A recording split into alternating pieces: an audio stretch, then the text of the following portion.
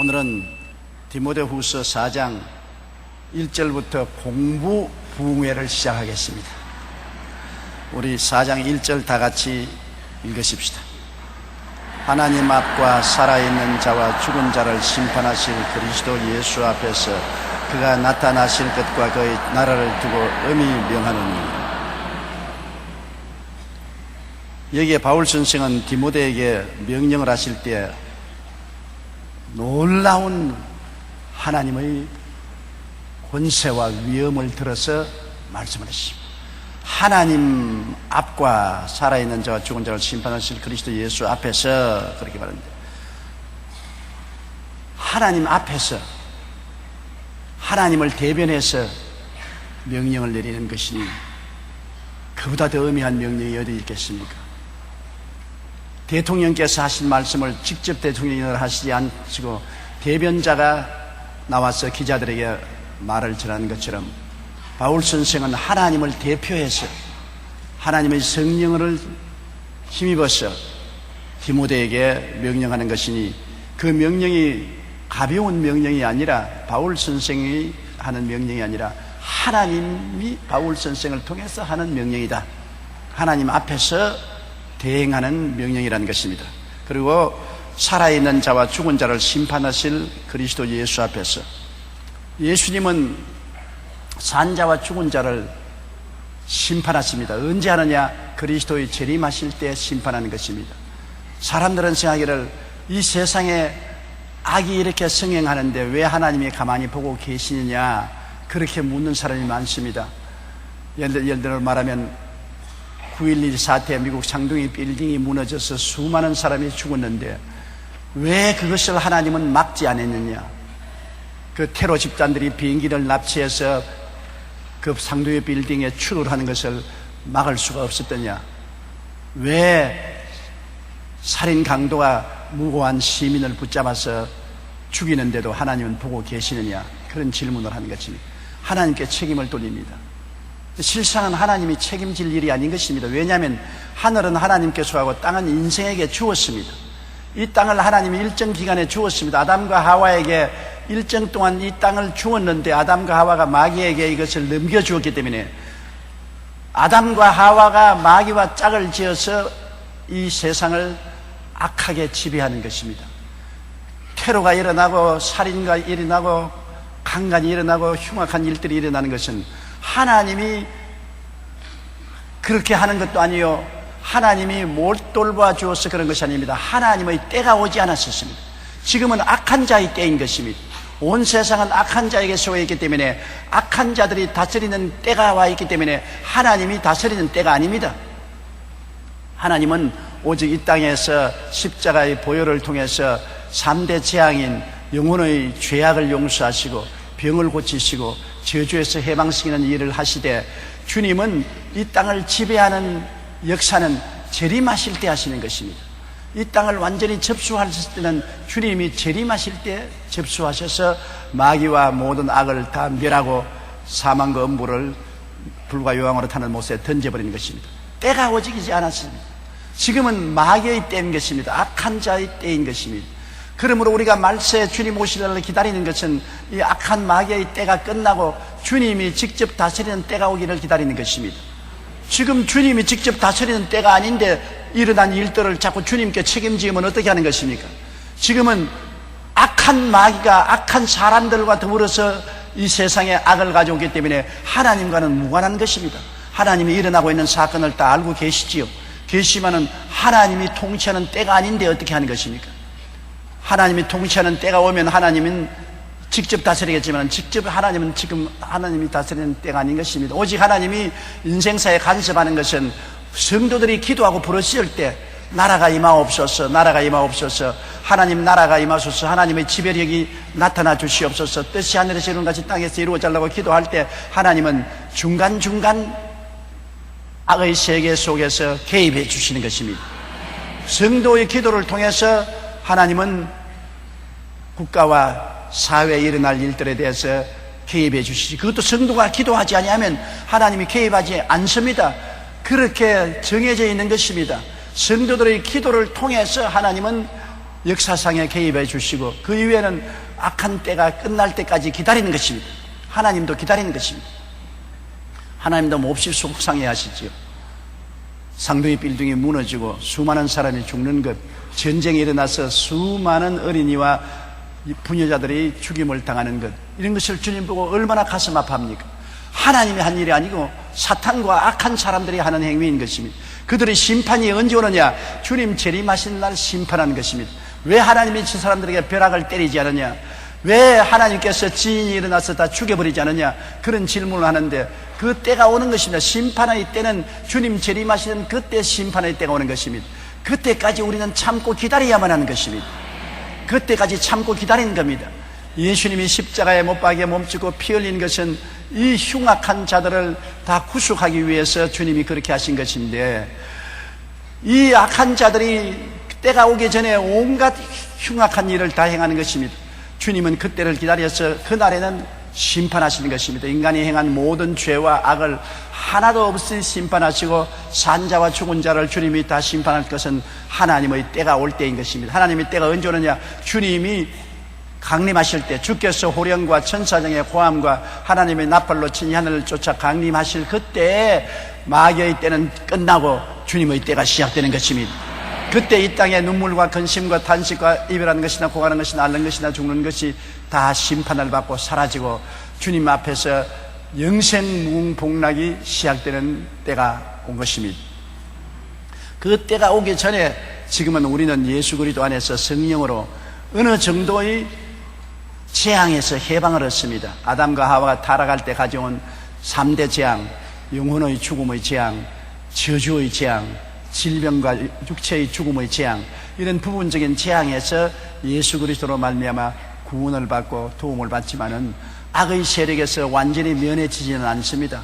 제약의 때가 있습니다. 하나님이 아담에게 준 때가 있는 것인데 그 때가 지났다 갈 때는 우리는 열심히 전도하며 기다려야만 되는 것입니다. 그렇기 때문에 하나님 앞과 살아있는 자와 죽은 자를 심판하실 그리스도 예수 앞에서 때가 오면 만물을 심판하실 그리스도 앞에서 심판을 하는 것입니다. 그가 나타나실 것과 그의 나라를 두고 임하노니 그때 주님이 나타나시고 주님의 나라가 임하는 것입니다. 그때 하나님의 뜻이 온전히 이루어지는 것입니다. 하나님 앞과 예수 그리스도, 죽은 자와 산 자를 심판하실 주님, 그가 재림하셔서 그의 나라를 확립할 그때에 모든 심판은 이루어지고 불의에 대한 하나님의 판정은 이루어지고 마는 것입니다. 하나님이 약속하신 모든 것도 하나님의 때가 오기를 기다리는 것입니다. 하나님이 만왕의 왕 만주의 주로 이 땅을 접수할 그때에 모든 약속한 것이 이루어지는 것입니다. 우리는 그때를 향하여 기도하고 기다리고 참아야 되는 것입니다. 그러면 그때에 참치가 않는데 미처럼 그때가 오기 전에 육신으로 죽으면 영으로 하늘에 올라가서 기다리고, 육신으로 살아남아 있으면 육신으로 기다리고, 우리는 기다리는 신앙을 가지고 있는 것입니다. 그러나 그때는 반드시 다가오는 것입니다. 우리나라의 대통령 선거일이 반드시 다가오는 것처럼 주님의 강림하시는 때가 반드시 다가오는 것입니다. 사망과 음부가 다 철폐되고 마귀와 죄악이 모두 다 불과 유황으로 타는 못에 던져지고 이 땅이 청소되고 하나님의 영광스러운 천국이 임하는 때가 반드시 다가오는 것입니다. 우리는 그날을 기다리고 있는 것입니다. 그날을 비웃는 사람들, 하나님 믿지 말고 내 주먹이나 믿으라고 소함치던 사람들이 초계와 같이 심판을 받아 불탈 때가 반드시 다가오는 것입니다. 그러므로 우리는 그러한 현상을 보고 하나님이 어디 계시냐고 낙심하고 가슴을 치고 탄식하고 뒤로 물러가면 안 됩니다. 하나님은 그러함에도 불구하고 성령으로 우리 가운데 계시며 우리에게 힘을 주시고 용기를 주시고 믿음을 주시고 인내를 주시고 계신 것입니다. 그렇기 때문에 바울 선생은 이 그리스도의 심판과 천국이 오실 것을 너무나 확실히 알기 때문에 하나님 앞에서와 하나님 앞과 살아있는 자와 죽은 자를 심판하실 그리스도 예수 앞에서 그가 나타나실 것과 그의 나라를 두고 엄히 명하노니, 반드시 그때가 올 것이니 그 때를 가지고 엄히 명하노니, 2절요, 너는 말씀을 전파하라. 때를 얻든지 못 얻든지 항상 힘써라. 범사에 오래 참음과 가르침으로 경청하며 경계하며 권하라. 말씀을 전파하라. 왜? 말씀이 바로 그 구원의 때를 우리에게 가르쳐 주기 때문에 말씀을 들어서 믿고 구원을 받은 사람은 마귀의 때가 지나가고 주님의 때가 올 때 그 영광스러운 땅에 들어갈 수 있기 때문인 것입니다.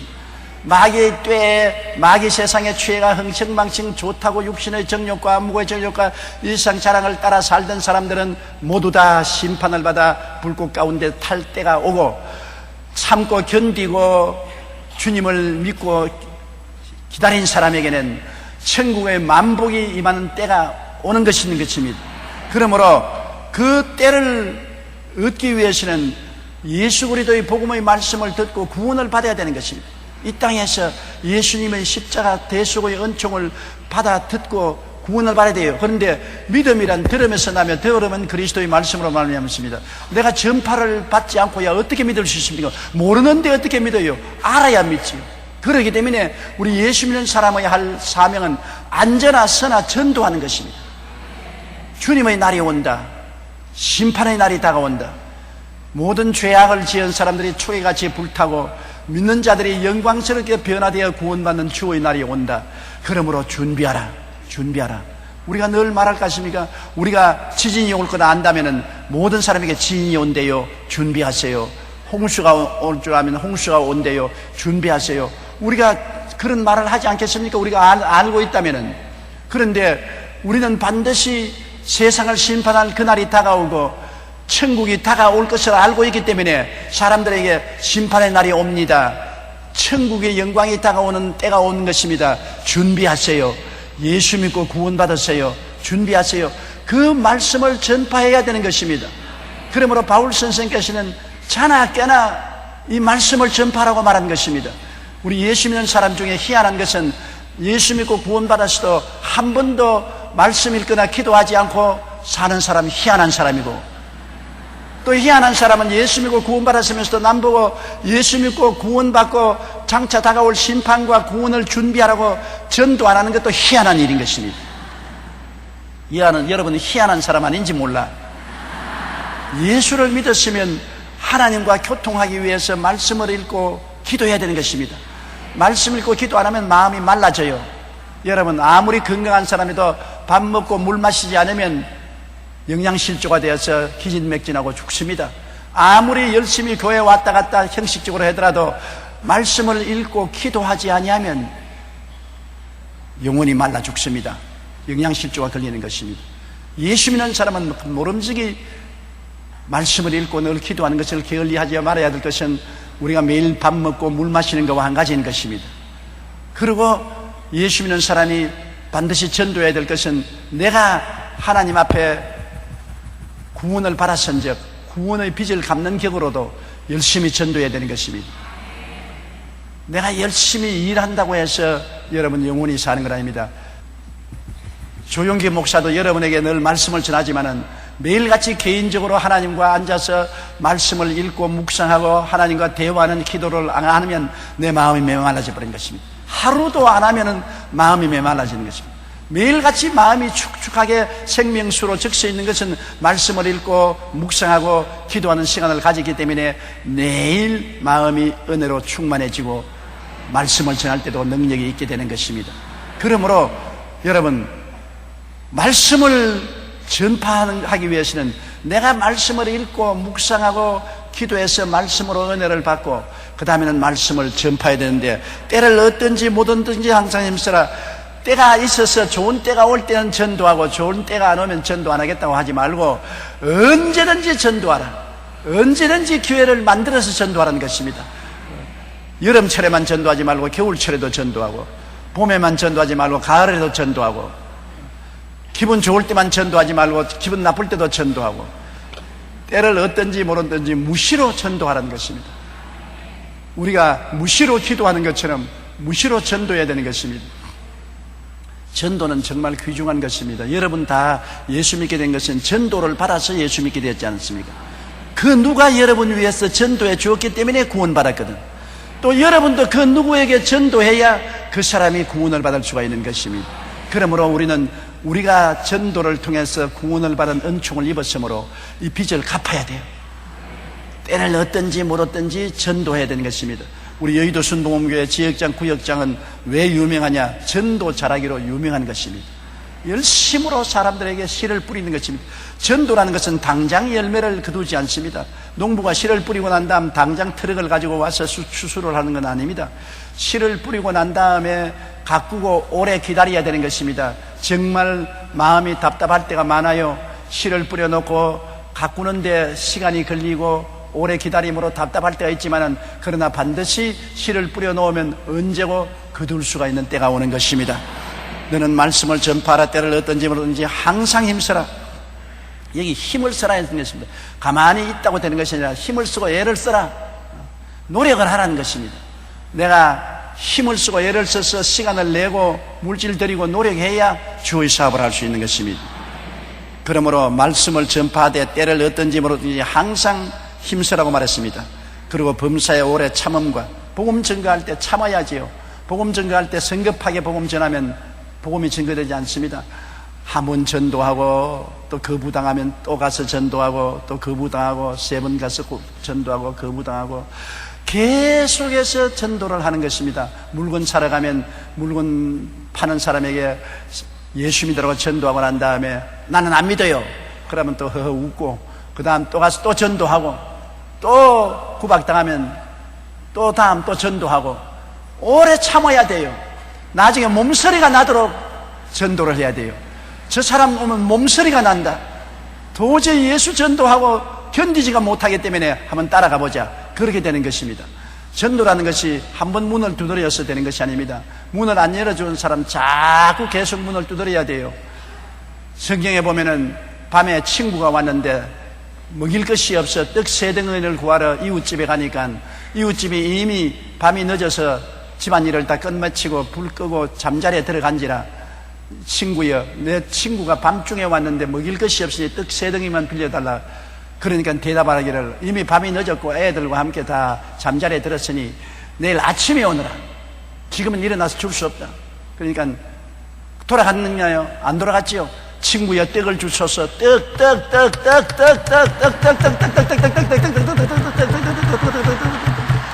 계속해서 그렇게 두드립니다.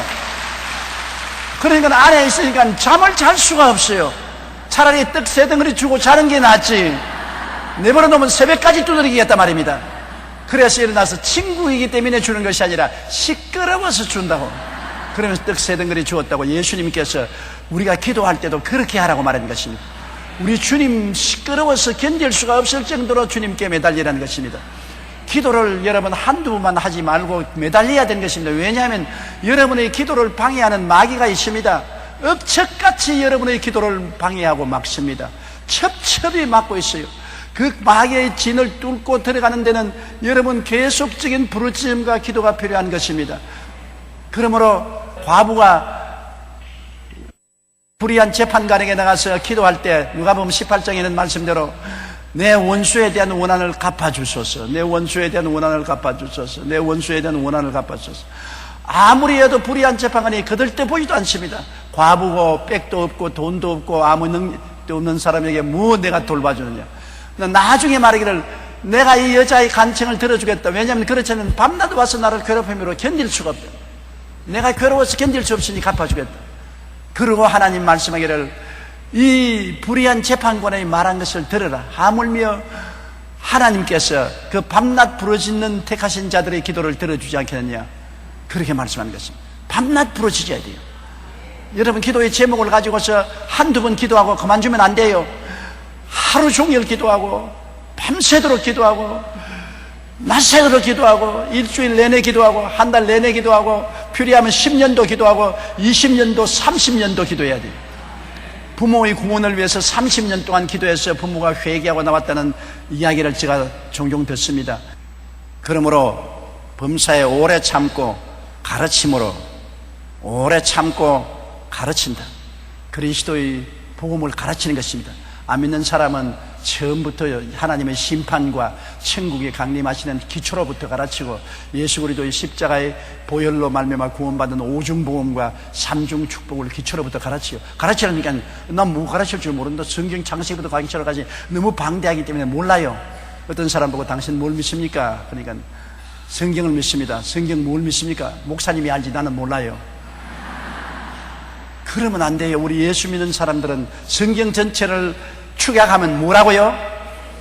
예수 그리스도를 풀이하면 뭐라고요? 오중복음과 삼중축복. 그렇죠.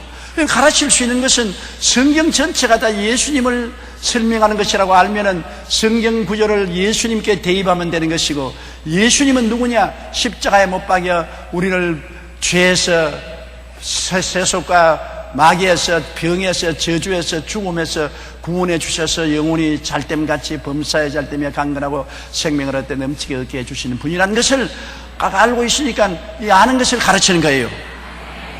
오래 참고 가르치고 또 경책한다는 것은 고쳐주는 것을 말합니다. 잘못하는 것을 고쳐주는 것 말합니다. 어린아이들이 글씨를 쓰는데 잘못 쓰지 않아요. 그러면 글씨를 고쳐주는 것입니다. 이와 같이 초등학교 학생들이 글을 적을 때 삐뚤게 적고 철자법이 틀리는 것을 가르치는 것처럼 신앙도 가르쳐줘야 되는 것입니다. 신앙도 어떻게 성경을 읽을지 모르지요. 처음부터 창세기부터 읽으면 흰 것은 종이요 까만 것은 글이니 모르겠다고 하고 마는 것입니다. 옛날에 불광동에서 무당 할머니에게 내가 성경 한 권 주었더니 일주일 만에 성경을 도로 가져와서 돌려주면서 하나님이 잔소리가 너무 많아서 못 읽겠다고. 그거 참 맞은 말이에요. 무당에게는 전부 잔소리로 들리거든요. 너무나 하나님이 잔소리가 많아서 못 읽겠다고. 나중에는 회개해서 그 아들이 목사까지 됐는데, 그러니까 처음부터 성경 한 권을 다 주면 읽어서 모르지 않습니까? 그러니까 처음 성경도 어떻게 읽으느냐? 마가복음이 제일 읽기가 좋거든. 마가복음은 주님의 역사, 행위, 기적에 대한 이야기가 많이 있기 때문에 마가복음을 먼저 주어서 마가복음을 읽고, 그 다음에는 마태복음이 읽고, 그 다음 누가복음이 읽고, 요한복음이 읽고, 사도행전이 읽고, 사복음서를 먼저 읽게 하고 난 다음에, 그 다음에 좀 복잡한 로마서도 읽고, 갈라디아서도 읽고, 서한을 읽게 만들어주고, 구약 성경은 그 다음에 읽게 하는 것이 좋습니다. 그것도 가르쳐야 돼. 처음부터 구약 성경을 가르치니까 이스라엘의 역사도 전혀 모르는데 가마가다고, 더구나 레위기에 보면 눈이 답답해요. 짐승을 몇 마리 잡아서 제사를 어떻게 흔들고 드리며 술을 어떻게 부으며 촛불을 어떻게 켜며, 아예 그냥 잔소리가 너무 많아서 눈이 까막눈이 되고 말아요. 그러므로 이것도 가르쳐야 돼요. 성경 읽는 것도 가르치고 기도도 가르쳐야 돼요. 처음에 기도를 할 줄 모르는 사람은 기도에 불을 붙이기 위해서 주기도문을 가르치는 것이 참 좋습니다. 불씨를 붙여야 불이 붙지 않습니까? 여러분도 기도하기 싫을 때는 주기도문을 외우는 게 제일 좋습니다. 주기도문을 한 20번이나 30번 외우면 그 다음 마음이 뜨끈뜨끈해져 가지고서 자기 기도가 나오기 시작해요. 자동차도 여러분 잘 세로 모터를 돌리면은 윙윙윙 하고 자동차에 엔진이 걸리는 것처럼, 여러분 주기도문이 그 때문에 참 좋은 것은 기도가 안 나올 때 주기도문을 자꾸 하면은 그 다음 그것이 기도에 불이 붙어서 나중에 내 기도가 나오기 시작하는 것처럼, 처음으로 예수 믿는 사람 기도할 줄 몰랐는데 자꾸 기도하라 기도가 안 되잖아요. 그럴 때는 주기도문을 가르치는 것입니다. 외우지 못하면 그걸 적어놓고 읽으라 그래요. 주기도문을 자꾸 읽으라고. 몇십 분이고 주기도문을 읽으라고. 그 다음 나중에 외워서 주기도문을 외우고, 그러다가 내가 하고 싶은 말이 있으면 하라 그럽니다. 그렇게 가르쳐야 돼요. 초보부터. 신앙은 초보부터 하나하나 가르쳐야지, 안 가르치고 자기 혼자서 길을 찾으려면 헤매게 되는 것입니다. 무엇인지 먼저 깨달은 사람에게 배우면은 빨리 길을 찾지만은 내가 길을 찾아서 만들려면 흐득이는 것입니다. 우리 신앙은 꼭 배워야 돼요. 내가 혼자서 예수 믿고 혼자서 성경 공부하겠다고 하다가는 잘못될 때가 많은 것입니다. 그리고 알고 확신하기 위해서는 배워야 돼요. 배우는 것이 굉장히 좋습니다. 이러므로 경책한다는 것은 바로 잘못한 것을 고쳐주는 것을 말하는 것입니다. 성경 읽는 것도 경책해주고, 기도하는 것도 경책해주고, 신앙생활하는 것도 잘못 신앙생활하면 경책 고쳐주는 것입니다. 주일날은 교회 꼭 나오라고 경책하고, 11조 꼭 드리라고 경책하고, 꼭 기도하라고 경책하고, 이와 같이 고쳐주는 것을 경책이라고 말하는 것입니다. 그 다음엔 경계하는 것은 책망하는 것을 말합니다. 잘못하는 것을 음이 꾸짖어야 되는 것입니다. 잘못하는 것도 손바닥을 치놓으면 안 되는 것입니다. 아이고 내 자식 잘한다 잘한다. 자식 사랑한다고 해서 못하는 것도 다 잘한다고 해놓으면 나중에 할아버지 상투까지 잘라달라고 하는 그런 일이 생기는 것입니다. 자식 교육에 칭찬 일변대로만 하면 안 되는 것입니다. 잘한 것은 엄청나게 칭찬해주고 못한 것은 경책해서 고쳐주고 경계해서 꾸짖어줘야 되는 것입니다. 그러므로 우리가 지역장, 구역장이 성도들을 볼 때 여러분 성도들을 경책해서 고쳐주고 경계해서 잘못한 것은 책망해주고 그 다음에는 구원하라고 말했습니다. 구원하라는 것은 위로하라는 말인 것입니다. 우리 보혜사 성령님이 우리에게 오셔서 우리를 권고하시거든요. 우리를 격려하고 위로해 주는 것처럼 우리 또 신앙생활에는 격려하고 위로하는 것이 필요한 것입니다. 권위자가 필요해요. 우리에게 낙심하면 용기를 주고 답답하면 희망을 주고 힘을 주고 능력을 주고 도와주는 이 구원하는 역사가 필요한 것입니다. 언제나 지역장이나 구역장은 지도자는 성도들에게 경책해서 고쳐주고 경계해서 꾸짖어주고 잘못한 것은 책망하고 그리고 권고해서 위로하고 힘을 주는 이런 일을 계속해야만 되는 것입니다. 주의 사역을 하는 사람은 다 공감대가 이루어져서 이 일을 해야 되는 것입니다. 고쳐주고 꾸짖어주고 권면해준다. 따라 말씀하세요. 고쳐주고 꾸짖어주고 위로해준다.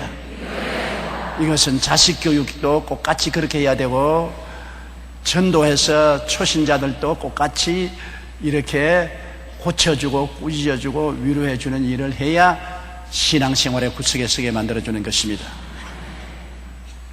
셋째요, 때가 이르리니 사람이 바른 교훈을 받지 아니하며 귀가 가려워서 자기의 사욕을 따라 서성을 많이 주고. 때가 이르리니, 때가 언제 때입니까? 말세 타락한 때를 말하는 것입니다. 오늘날 이 말세 타락한 때가 아닙니까? 이 때가 이르리니 사람이 바른 교훈을 받지 아니하고 바른 말을 싫어한, 사실은 교훈 받기를 좋아하는 사람 아무도 없어요. 남편이 아내 보고 바른 말하는 것도 굉장히 조심해야 돼요. 왜?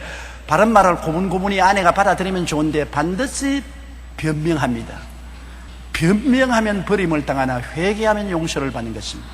우리 조상 아담과 하와가 변명하지 않고 회개만 했더라면 놀라운 용서가 역사했을 것인데 마귀는 절대로 우리를 회개시키지 않습니다. 마귀는 끝까지 우리에게 남의 탓을 하고 변명하게 만드는 것입니다. 그러나 성령은 오시면 언제나 우리를 회개시켜 주시는 것입니다. 잘못을 회개하고 하나님 앞에 무릎을 꿇어 굴복하도록 만들어주는 것입니다. 애가 잘못하면 어머니가 권유해서 아버지에게 빌어라, 아버지에게 빌어라 하는 것처럼 성령은 어머니와 같아서 우리에게 하나님께 빌어라, 예수 그리스도의 이름을 의지하고 하나님께 빌으라고 말씀하는 것입니다. 그래서 사람들이 때가 이르면 바른 교훈을 받지 아니한, 교훈을 받지를 않습니다. 교훈하는 사람을 싫어하는 것입니다. 미워하고 교훈하는 사람을 경계하고 귀가 가려워서 자기의 사욕을 따르는 서성을 많이 든다. 귀가 가렵다는 것은, 여러분 귀가 가려울 때 어떻게 하는 것입니까? 솜방망이로 귀를 여러 개 파주면 너무나 기분 좋지 않아요? 귀가 가려울 때는 솜방망이로 여러 개 그늘인 것이지, 거기에다가 그냥 알코올로 싹 바르면 따끈따끈하지 않습니까? 싫거든. 알코올을 칠하는 건 싫으니까 솜방망이가 좋단 말입니다. 마지막 때는 교훈을 듣기 싫어하니까 자기 귀가 가려운데 자기가 듣고 싶은 말을 해주는 거짓 스승들을 많이 주는 것입니다. 가짜 스승들은 자기가 듣고 싶은 말을 하는 것입니다. 예수를 믿어도 주일날 교회 갈 필요 없이 집에서 그냥 가정 예배를 봐도 된다, 교회 안 가도 된다, 11조 그거는 옛날에 구약시대 하던 소리고, 안 들어도 괜찮다, 11조 안 들어도 하나님께 복받고 살 수가 있다. 예수를 믿은 건 종교적인 것이고 세상에 살기 위해서는 음란도 하고 방탕도 하고 도박도 하고 술 취해도 괜찮다, 적당히 믿어라, 요런 소리 하는 사람 좋아해가지고서 요런 사람한 설교만 테이프를 갖다 놓고 요런 사람 설교를 듣고 그 사람 하는 말이 예수 믿고 술 취해도 괜찮다 그러는데, 예수 믿고 방탕해도 괜찮다 그러는데, 예수 믿고 세상으로 살아도 괜찮다 그러는데, 뭐야? 완전히 교훈을 싫어하고 자기가 듣고 싶은 말을 하는 사람을 두고 자기 귀를 시원하게 만들어주는 사람을 따라가는 이러한 시대가 온다는 것입니다. 시대가 바른 말하는 것을 듣기 싫어하고 자기의 정욕을 따라 탐욕을 돋구어주는 말하는 사람을 따라가는 그런 시대가 온다는데 바로 지금이 그 시대이겠습니다. 왜냐하면 요사이 여러분 텔레비를 통해서 인터넷을 통해서 물건 팔려고 광고하는 사람 전부 마음에 고소한 소리만 하지 우리 듣기 싫은 사람 안 합니다. 아, 이 약 먹으면 배탈 납니다. 그러면 누가 그 약 사겠어요? 아, 이 약 먹으면 뚱뚱해집니다. 그러면 아무도 그 약 안 삽니다. 이 약 먹으면 다이어트가 된다니까 사고, 이 약 먹으면 청춘이 새로워진다니까 사고, 이 약 먹으니까 기운 난다니까 사고, 아주 마음도 몸도 둔해진 늙은 할머니 할아버지 관광버스에 태워가지고서 약장사는 데 데려다 놓고서 늘 앉아가지고 이 약 먹으면 청춘이 새로워지고 기억이 똑똑해지고 오줌 안 싸고 밤잠 잘 자고 음식 맛있고 그렇게 자꾸 하니까 소고래진 할머니 할아버지가 50만원 100만원 200만원 300만원짜리 못 먹을 약을 잔뜩 사가지고서 걸머지고 집에 와서 나중에 그 빚 못 갚아서 자식들에게 징징거리고 야단 법석을 하는 것입니다. 이게 전부 다 귀에 고소한 말만 한다고요. 귀에 고소한 말만 한다고요. 바른 교훈을 주어야 되는 것입니다. 바른 말은 성경에 기록되어 있는 것입니다. 성경에 기록된 바른 말, 하나님의 성령이 가르치는 바른 말을 들어서 내 마음이 고통스럽더라도 고통이 나중에 약이 되어서 나를 좋게 만드는 것이지요. 성경 말씀은 제껴놓고 그것을 인간 귀에 듣기 좋게 해석하는 사람의 해석을 따라갔다가는 함께 멸망하고 마는 것입니다. 때가 이르니 사람이 바른 교훈을 받지 아니하며 귀가 가려워서 자기의 사욕을 따르는 스승을 많이 두고, 그 다음 4절요. 또 그 귀를 진리에 돌이켜 흩어난 이야기를 따르려. 하나님의 진리의 말씀을 말하는 것은 듣기 싫거든. 예수 그리스도를 믿고 세상과 짝하지 말고 의롭게 살고 진리를 따라 살고 거룩하게 살아야 된다. 이 세상에 살면서 빛으로 살고 소금으로 살아. 사람들이 우리와 서로 다른 것을 알아야 될 것 아니야. 너나 나나 똑같다고 하면 어떻게 예수 믿겠느냐. 그리스도 예수 믿는 사람답게 살아라. 그렇게 말하면 마음에 괴롭습니다. 어이, 의롭게 살라. 이 세상에 죄가 이렇게 많은데 나 혼자 어떻게 의롭게 살란 말이고. 거짓말하지 말고 살아라. 거짓말하는 거 어떻게 사느냐. 거룩하게 살아라. 아유, 세상 사람 다 사는 대로 살아야지. 진리를 따라 사는 것을 들으니까 괴로우니까 괴로운 것은 안 됐습니다. 그러나 예수를 믿어도 적당히 믿으면 된다. 요새는 옛날과 달라서 세상에 불의하고도 친하고 거짓말도 해가면서 방탕한 생활을 같이 하면서라도 그저 믿기만 하면 된다. 다른 거 행위는 없어도 좋으니 믿기만 하면 된다. 그냥 믿기만 해라. 그리고 살기는 마음대로 살아라. 그렇게 하니까 마음이 편하단 말입니다. 괴롭지 않단 말입니다. 그 목사님 참 올바른 말씀하신다. 그 목사님 말씀대로 마음에 괴롭지가 않아. 마음이 편안해. 그냥 믿기만 하고 살기는 마음대로 개떡차반으로 살아도 천당 간다 하니까 그 목사님 말대로 우리 신앙생활하자. 그는 거짓 선생입니다. 잘못된 것입니다. 물론 구원은 믿기만 하면 구원받지요. 구원받고 난 다음에는 올바르게 살아야 구원을 보존할 수 있는 것입니다. 하나님 백성답게 살아야죠. 괴롭단 말입니다. 구원은 값없이 받으니까 좋은데 구원받은 사람처럼 빛과 소금의 역할을 하고 살아라는 것은 괴로우니까 그건 듣기 싫어한단 말입니다. 입에 쓴 약이 몸에 좋다고. 여러분, 하나님의 말씀은 우리 입에 쓰고 괴로워도 그것을 받아들이면 우리에게 유익을 갖다 주는 것입니다. 그러므로 귀를 진리에 두어야지 허탄한 이야기를 따르면 안 되는 것입니다. 요사이 허탄한 이야기하는 사람이 너무나 많아요. 사람이 인기 중심으로 자기 인기를 얻고 자기의 구복을 채우기 위해서 사람들을 이용하는 사탄의 허탄한 말이 굉장히 많아요. 우리는 예수 중심, 말씀 중심, 성령 중심으로 살아야 되는 것입니다. 5절요. 그러나 너는 모든 일에 신중하여 고난을 받으며 전도자의 일을 하며 내 직무를 다하라. 그러나 너는 모든 일에, 삶의 모든 일에, 개인적인 신앙생활이나 사회적인 일이나 목회나 모든 일에 신중하라. 사람이 가볍게 행하지 말고 무겁게 행하라. 신중하게 행하라. 말 한마디도 깊이 생각해보고 행하고, 결정 하나도 깊이 생각하고 결정하고, 행동 하나도 무게 있게 행동하라. 사람이 말을 앞세우면 언제나 후회하게 돼요. 신중하게 생각하지 않고 말을 해버리고 행동하고 하면 나중에 크게 후회하게 되는 것입니다. 모든 일에 한 번 생각해보고 또 기도하고 두 번 생각해보고 또 기도하고 세 번 생각해보고 생각해보는 것이 좋습니다. 저는 신중하게 말을 안 해서 후회한 적이 많습니다. 젊은 애들에게 내게 와서 도움을 청할 때 네가 공부를 열심히 하면은 내가 너희 나중에 대학 가고 공부할 때 장학금 대주겠다. 열심히 교회 나오고 헌신하고 충성해라. 그런데 진짜로 열심히 공부하고 헌신하고 충성해서 나중에 대학 들어가서 등록금 내놔라고 하십니다. 아유, 내가 그냥 그 말 안 했으면 그 책임을 안 질 것인데 그 말을 했기 때문에 등록금을 내내 줬어요. 고생 많이 했습니다. 그때 몇 번이나 내가 말을 앞세웠기 때문에 이런 책임을 짊어지구나 후회를 했지요. 사람들이 신중하지 못한 말을 하거나 판단을 하고 약속을 하면은 그 때문에 나중에 큰 고난을 겪게 되는 것입니다. 우리가 하나님 사업에도 신중하게 모든 일을 결정해야 되고 고난을 받아라. 주님 사업하는데 고난 안 받을 도리가 없습니다. 사람들에게 구박당하고 핍박당하고 혹은 멸시와 천대도 당하는데 그런 것 없이 다 칭찬받으려면 주의 사업 못하지요. 주의 사업한다고 오해도 받고 또 손해도 많지요.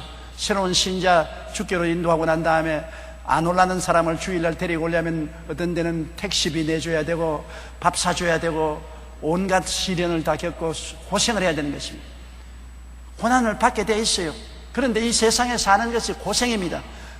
고해라 그러지 않습니까? 인간은 이 세상에 태어나서 사는 것이 불티가 하늘로 올라간 같이 고생을 위해서 태어난 것입니다. 인생살이에 고생 없는 것은 하나도 없는 것입니다. 전부 편안하다는 것은 거짓말인 것입니다. 편한 그 자체도 고생인 것입니다. 하루 종일 아무것도 안 하고 집에 들어 누워 있어 보십시오. 얼마나 고생스러운지. 못할 짓인 것입니다. 그러므로 인생은 이 땅에 사는 동안에는 고생하게 되어 있는데 더구나 주의 사업을 힘쓰고 애쓰고 하면 고난받게 되어 있어요. 많은 사람들이 생각하기를 아이고 조영기 목사는 큰 교회 목회를 하니까 고생이 없겠지. 개척교회 할 때 언제나 교인들도 잘 오지 아니하고 핍박도 받고 경제적인 고통도 당하고 괴로운데 큰 교회를 목회하고 교인들이 구름대같이 모여오고 재정도 풍부하고 하니 고생 안 하겠지. 개척교회는 아무것도 아닙니다. 큰 교회를 가지고 교회 헌금도 많이 들어오면 책임도 많아지고 달라는 사람이 얼마나 많은지 말도 못해. 여러분, 내가 없으면 달라는 사람은 없지만은 있으면 달라는 사람이 얼마나 많은데 우리 교회는 전 세계에서 다 달라 그럽니다. 한국에서만 달라 그런 게 아니라 온 세계에서 다 달라 그럽니다. 그리고 또 달라는데 적게 주면 온갖 욕을 다 퍼붓고 많이 주면 고맙다는 말 안 하고서 당연한 것으로 생각하고 얼마나 주는 처지에 있는 것도 괴로운지 모르는 것입니다. 아주 괴로워요. 디모데후서 1장 8절에는 전도자가 되기 위해서는 복음을 부끄러워하지 말라고 했습니다. 참 전도하려면 부끄럽다고. 옛날에 제가 제일 처음 예수 믿고 난 다음에 가두 전도를 하라 그래서 시장이나 길거리에 나가서 예수 믿으라고 전도할 때 굉장히 부끄럽더라고요. 한 번은 버스를 탔는데 우리 학교 담임 선생이 버스를 탔어요. 사람들 앞에서 담임 선생이 예수 믿으라고 전도를 하니까 담임 선생이 자꾸 피하는데 자꾸 따라가면서 전도를 하니까 버스가 되니까 그대로 내리더라고요. 그래서 따라 내리니까 막 달아나는데 있는 힘을 다해서 달아나더라고요. 왜냐하면 전도를 받는 것도 부끄러워 느끼고 전도하는 것도 부끄러워요. 그러나 전도하는 사람은 천국을 전하는 것으로 담대하고 부끄러워하지 말아야 되는 것입니다. 남에게 예수 믿고 천국 가자는 말하기가 굉장히 부끄럽습니다. 그러나 복음을 부끄러워하지 말아야 되고 그 다음에 디모데후서 2장 4절에는 자기 생활에 얽매이지 말라고 말한 것입니다. 내 생활에 얽매여서 내 할 일 다 하고 여유 있는 시간에 복음을 전하겠다고 하면은 전할 수 없는 것입니다. 먼저 할 건 먼저 하고 나중 할 건 나중 하라고. 내가 복음 전가하는 건 먼저 하고 그 다음 내일 하겠다. 내가 언제나 먼저 기도하고 먼저 복음 전하고 그 다음 내일을 하겠다. 언제나 선결적으로 복음 전도를 앞세우면 복음을 전할 수가 있는 것입니다. 그 다음에 디모데후서 2장 15절에 진리를 옳게 분별하여 전해야 되는 것입니다. 하나님 말씀을 정확히 알지 못하면서도 아주 혼돈되어서 자기도 모르는 말을 짓거리면 안 되지 않나요? 자기도 모르는 말을 짓거리면 어떻게 되는 것입니까? 분명히 내가 무엇을 전도하는 것을 알아야 돼. 예수 중심, 십자가 중심, 오중복음과 삼중 축복을 전하겠다는 분명한 진리를 분별하고 믿고 확신한 것을 전해야 돼요. 나도 올바르게 믿지 못하고 불확실한 것을 전할 수가 없는 것입니다. 그 다음에 4장 2절에는 인내함으로 전하라. 복음을 전할 때 한 번에 안 믿는다고 낙심하지 말고 꾸준히 인내하며 전하라. 4장 5절에 때를 얻든지 못 얻든지 전하라. 시를 가리지 않고 전하라. 4장 5절에는 고난을 두려워 말고 전하라. 복음 전하다가 고난당하면 하나님 앞에 영광을 얻는 줄 알고 두려워하지 말고 전하라. 그 다음 4장 5절로 8절에는 죽는 날까지 힘써 전하라. 살아있는 동안에는 계속해서 복음을 전하라. 마지막 목숨 끊어질 때까지라도 자녀들에게 유언할 때 예수 믿고 천당서 만나자고 유언하라. 쓸데없는 다른 유언하지 말고 예수 믿고 천당 가자고 유언하라. 나는 최근에 며느리가 천당 가는 것을 보고 감동한 시아버지 시어머니의 간증을 들었습니다. 며느리가 38살 젊은 나이에 예수를 잘 믿다가 유방암으로 세상을 떠는데 얼마나 슬픈 일인 것입니까? 젊은 며느리가 세상을 떠니 시아버지 시어머니가 굉장히 슬퍼했는데 그 죽을 때 하늘을 쳐다보고 아버지 어머니 두려워하지 마십시오. 하늘 문이 열리고 하나님의 천사들이 내 곁에 와 있습니다. 그 다음에는 얼굴을 찌푸리더니 마귀도 와 있군요. 마귀도 나를 혼돈시키려고 와 있습니다. 얼굴을 찌푸리더니만 그 즉시로 얼굴이 환해지면서 그러나 천사들이 와서 나를 둘러 진치고 있습니다. 조금 있다가는 숨을 거두었으면서 두 손을 활짝 드는데 말라서 뼈만 남은 손을 뚝 뜯고 얼굴에 화창한 빛을 비치면서 아버지 어머니 예수님이 나를 데리러 왔어요.